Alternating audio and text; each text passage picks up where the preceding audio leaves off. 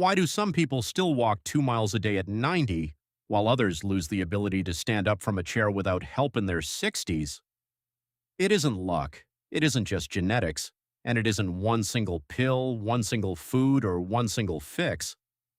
It's a quiet compounding pattern that most of us never get taught, and by the time we notice it's missing, we usually call it just getting old. Here's the uncomfortable part. Muscle loss doesn't start at 80. It starts for most people somewhere in their 30s, and it moves so slowly that you don't notice it until one ordinary afternoon you go to get up off the couch and your body doesn't cooperate the way it used to. Researchers have a name for this slow erosion: sarcopenia, the age-related loss of muscle mass and strength. And the part that surprises most people is that it isn't inevitable in the way we've been told. A meaningful share of it is driven by things we can actually influence: what's on the plate, how much the body moves, how well it sleeps, and, this is the part almost nobody talks about, whether a person still feels like they have somewhere to be and someone who needs them. This isn't a story about a miracle. There isn't one. Anyone promising you that a single ingredient will reverse decades of decline overnight is selling something, not teaching something. What this is instead is a walk through what the science actually says about staying mobile, staying steady on your feet, and staying independent, paired with why so many people who eat healthy on paper still end up weaker than they should be. Let's start with the muscle itself, because almost nobody explains what's actually happening inside it as we age. Muscle tissue is in a constant state of turnover, being broken down and rebuilt every single day, whether you're 20 or 90. In youth, that rebuilding process runs slightly ahead of the breakdown. Somewhere in midlife, for most people, that balance quietly flips. The breakdown starts to edge ahead, and what determines which side wins isn't just age, it's raw materials, specifically protein, and whether the body is getting enough of it consistently, meal after meal, to keep the rebuilding crew fully staffed. This is where the first misconception lives. Most nutrition guidance aimed at older adults focuses on cutting things: less salt, less sugar, less fat, and almost never talks about what needs to be added. But research on aging populations has repeatedly found that many older adults are quietly undereating protein, not because they're trying to, but because appetite naturally declines with age, and because a small piece of chicken or a scoop of beans doesn't look like enough the way it used to. The result is a body slowly cannibalizing its own muscle to meet basic energy needs month after month without a single dramatic symptom to announce it, until the day the legs simply don't have the reserve left to catch a stumble. Lentils solve part of this problem in a way that's almost embarrassingly simple. A single cup delivers protein, iron, and fiber together at a fraction of the cost of meat, and the fiber slows digestion enough that blood sugar doesn't spike the way it would from a starchy side dish. Eggs do something similar from a different angle. They're one of the few foods that qualify as a complete protein, meaning they contain all 9 amino acids the body can't manufacture on its own, alongside vitamin D, which plays a documented role in both bone density and muscle contraction. Neither of these is exotic. Neither requires a supplement aisle. They require showing up regularly, which turns out to matter more than almost anything else in this entire conversation. Now here's where it gets more specific, because not all nutrients pulling their weight for aging muscles get equal attention, and one of the most overlooked is magnesium. Magnesium is involved in over 300 enzymatic reactions in the body, and one of its most direct jobs is regulating how muscle fibers contract, and just as importantly, how they relax afterward. When magnesium runs low, muscles can misfire. Cramping, twitching, that restless, achy sensation some people feel in their calves at 2 in the morning that has nothing to do with how much they walked that day. Pumpkin seeds are one of the more concentrated food sources of magnesium available, and a small handful, soaked overnight to make the minerals easier for the body to access, is a habit that costs pennies and takes 10 seconds to prepare. Inflammation is the next piece of the puzzle, and it's a word thrown around so often in wellness content that it's lost most of its meaning. Here's what it actually refers to in this context. As we age, the body tends to run a low chronic hum of inflammatory activity in and around the joints and connective tissue distinct from the sharp, useful inflammation that shows up after an injury to help it heal. This chronic version doesn't announce itself with a dramatic symptom. It shows up as stiffness that takes longer to shake off in the morning, as a knee that aches faintly on cold days for no obvious reason, as a general sense that the body has become less cooperative than it used to be. Tart cherries are one of the more studied foods in this space.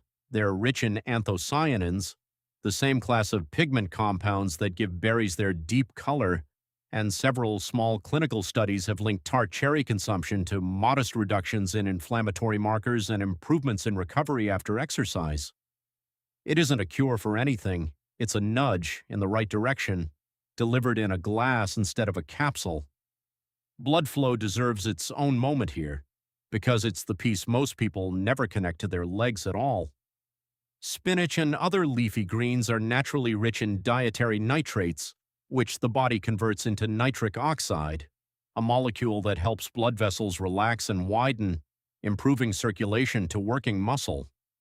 Better circulation means better oxygen delivery, and oxygen is the currency muscle tissue spends to keep contracting without fatiguing early. This is part of why endurance athletes have taken an interest in nitrate-rich vegetables for decades, but the same mechanism matters just as much, arguably more, for a 70-year-old trying to get through a grocery store without needing to sit down halfway through. Cooking method matters here too. High heat for a long time breaks down a meaningful portion of these compounds, which is why a quick wilt in a pan preserves far more of the benefit than a long boil. Then there's the fat question, and this is where decades of well-meaning but oversimplified advice did real damage. An entire generation was taught to fear fat in general, without the nuance that some fats are actively protective.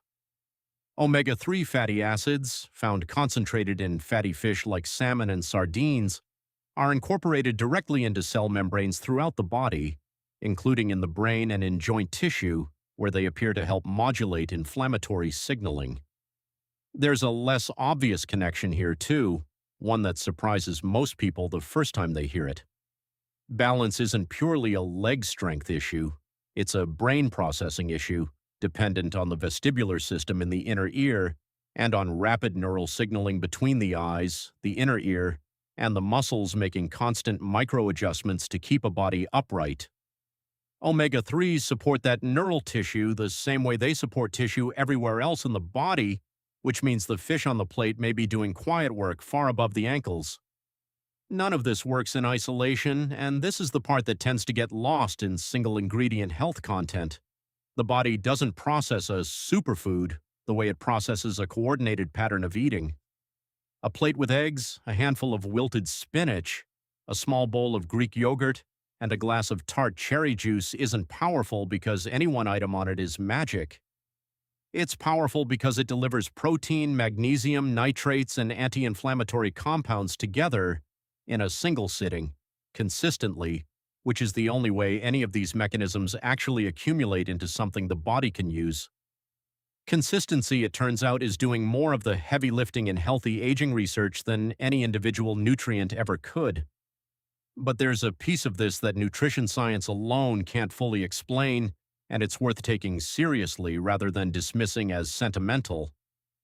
Loneliness has been studied extensively as a health variable in older adults, and the findings are sobering. Chronic social isolation has been associated in multiple long-term studies with elevated inflammatory markers, worse cardiovascular outcomes, and faster cognitive decline, independent of diet or exercise habits. Some researchers have described the health impact of prolonged loneliness as comparable in magnitude to more familiar risk factors like smoking. The proposed mechanism runs through the same stress response system that governs everything else in the body. Chronic loneliness appears to keep cortisol and inflammatory signaling elevated in a low, sustained way, similar in shape to the chronic inflammation already discussed, just triggered by a psychological state instead of a dietary one. This is where purpose enters, and it isn't a soft add-on. It's a variable researchers have actually measured.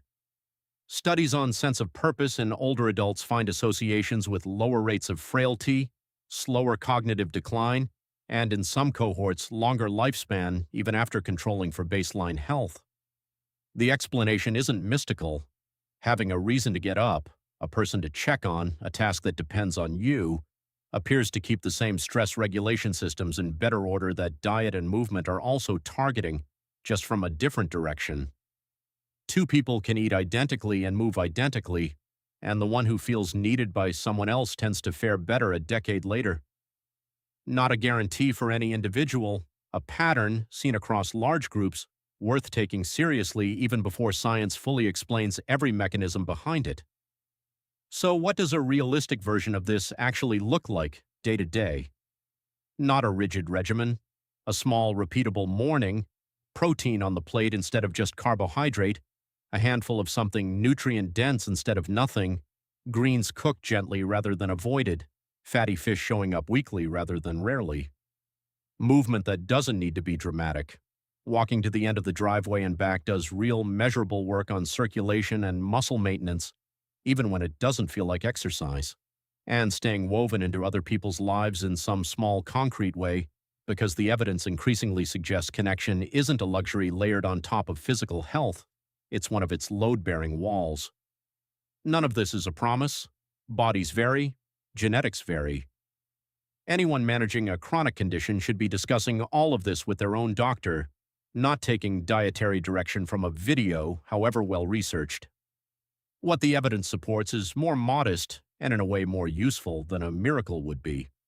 That much of what gets filed under just aging is actually the downstream effect of years of small correctable gaps in protein and minerals and movement and connection, and closing those gaps doesn't require youth or luck.